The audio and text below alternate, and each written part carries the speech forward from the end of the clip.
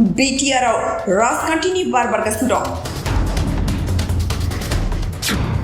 समान समानै गासैबो राजखान्थि हान्जाया जुजिलायगासिनो। बबे बियाबाव सोर बिजाथि महरै गसंगोन आरो सोरजों जुजिलायनाय जागोन। नाथाय गासैबो हान्जायानो बुङो बिटिआरआव सोरखार दानायनि बाथ्रा। गासै 9 जिल्लानि राजखान्थि सावगारिखौ नायोब्ला नुनो मोननाय जायो। उदालगुरि जिल्लायाव बिजेपि आरो इउपिपिएल हान्जानि समान बारहावा बारनाय। तामुलपुर, बाक्सा आरो चिरां जिल्लाफोराव इउपिपिएल हान्जानि बारहावाखौ बांसिन नुनो मोननाय जादों।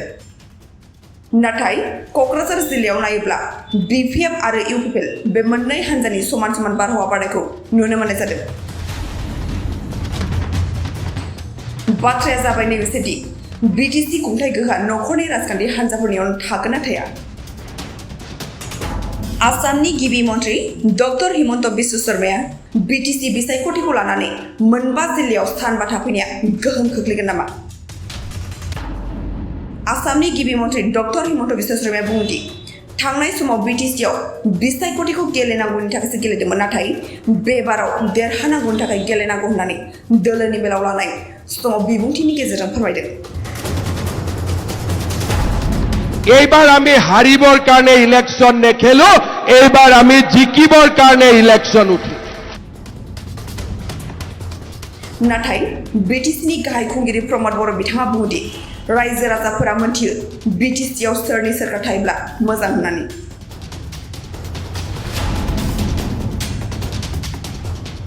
बेवहाय जेबो बेबायदि इसारा एबा बायदिसिना बाथ्राफोरखौ आङो बुंनो नागिराखै। नैबे थासारियाव इलेक्शन फैगासिनो दङ, बेवहाय बयबो पार्टिया एक्टिभ जादों, गावबा गावनि खामानिखौ मावदों। नाथाय रायजो राजाफ्रा बुजियो जे बड'लेण्डआव सोर सरकार खुंबा मोजां जागोन, सोर सरकार खुंबा मोजां जाया। बर' हारिल' नङा, गुबुन हारियाबो बुजिबाय। मानोना थांनाय 30-40 बोसोराव जि मोनसे थासारिमोन, बे थासारिया दिनै सोलायबाय आरो 4 खावसे बोसोर दिनै इउपिपिएलआ सरकार सालायनायनि उनाव जोंनि गुबुन बिथिंफ्रा जोबोद मोजां जाबोबाय आरो नैबे समाव दायो रायजो राजाफ्रा जों बुजिनायाव इउपिपिएलखौनो फिन माने गोहोआव फैनांगौ एबा बिटिसिखौ सामलायनांगौ, बेखौ बयबो हास्थायदों। जोंथ' 40आवनो गेलेगोन।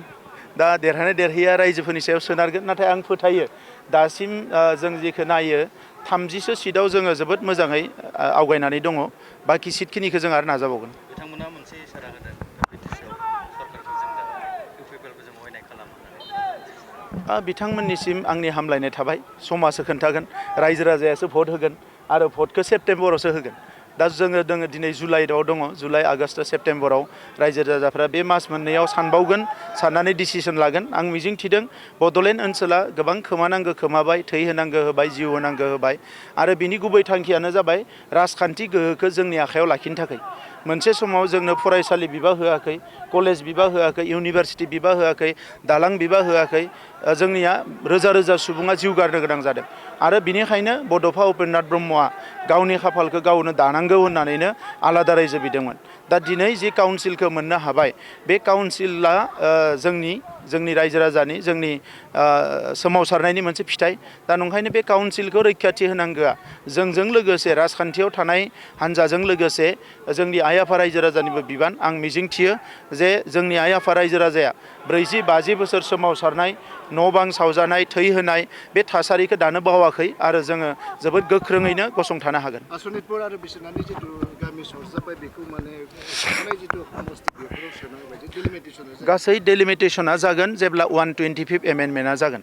दा 125 एमेन्डमेन्टआ थांनाय पार्लियामेन्टआव गुबुन रायजोआवबो जिहेतु 6 सिडिउल दङ, ओंखायनो जास्लाबाखिसै। जों मिजिंथिदों जुलाइ मासाव बियो एमेन्डमेन्टआ जागोन। नाथाय सेप्तेम्बरावनो इलेक्सन जानायलाय गासै 60 समस्ति जानांगौमोन, बेयो जास्लाबनाय नङा।